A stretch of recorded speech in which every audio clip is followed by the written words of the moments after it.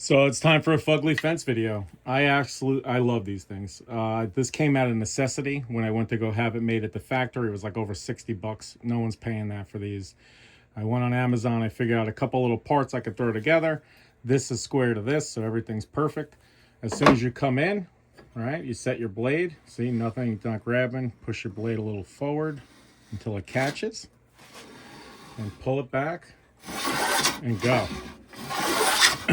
And it's cool because this registers with it, right? So this will register with the wood. So it has no other choice but to just disappear. One thing I offer as an upgrade, every once in a while I find like a house full of these doorknobs in a bucket.